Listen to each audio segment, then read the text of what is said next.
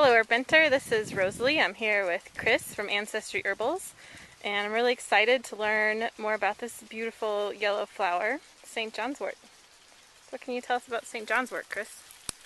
Well, St. John's wort, Hypericum Perforatum, is a spreading perennial, and it's a very vigorous spreading perennial.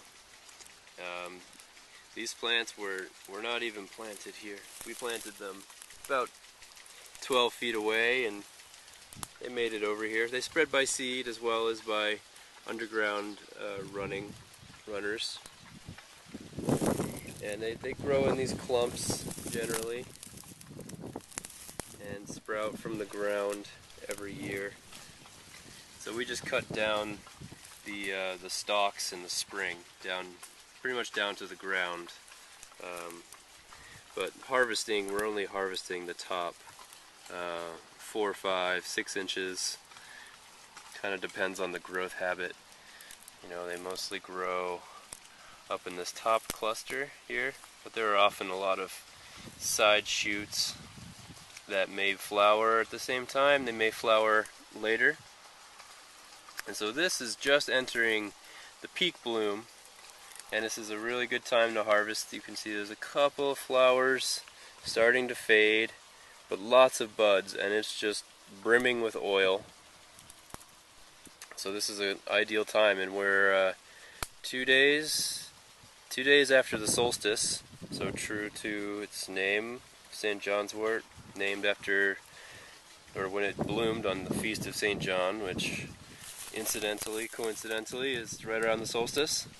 It loves to bloom right on the solstice, and then continue blooming, and we'll have several blooms after it's cut.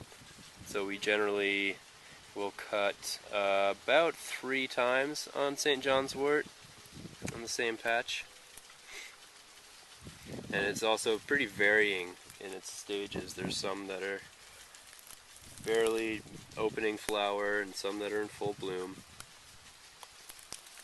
So another interesting thing about St. John's wort is how there was a biological control released way back when the appreciation for St. John's wort was minimal, and they were looking at it merely as an ecological hazard, a competitor to whatever other people were desiring to plant. And so they released these beetles.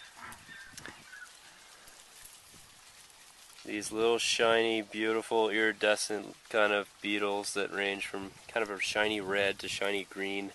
And they just hang out on the buds and they group together. And this is actually after we went through and picked a lot of these bugs off. That's the only way we found to handle them, is to manually remove them. And otherwise they will just hang out on the plant, the buds, and eat down till it's nothing but stem. Wow. So they are pretty effective, and this year it was pretty bad. They were all over. They just appeared about 4 years ago and have been progressively getting more intense. So here they are, and before harvesting we have to go around and pick them all off.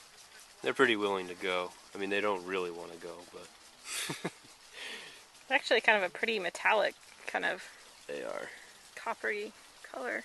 Yeah.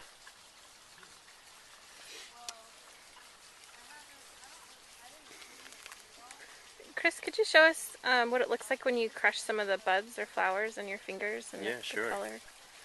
Yeah. That's a little bud cluster here. So look at that. Wow. Looks like you're bleeding. Yeah, it's all purple, red. Wow, that's really good stuff there. Yeah, that's I don't loaded. always see it get that purplish, but it's really good. Yeah, just completely loaded with the different oils. I know Hypericum is one of several of the oils. It smells so good. I feel great. This is one of the wonderful ones to harvest. When the bugs are taken care of and you can just go through and thoughtfully, but without worry, harvest the St. John's wort. It's quite an experience. And so what we do when we harvest is, like I said, generally harvest the top 4 or 5 inches, and we'll grab a mature cluster of flowers, and I'm not going to cut it right now because I'm going to harvest it pretty soon, but I'll cut it right around there. And then on subsequent harvests, you see all these side shoots will start blooming, and then I just grab them around the side and make a cut on there. Being pretty careful not to cut myself. Great. Wonderful. Well, thanks so much for taking some time to show us St. John's wort. Oh, you're very welcome.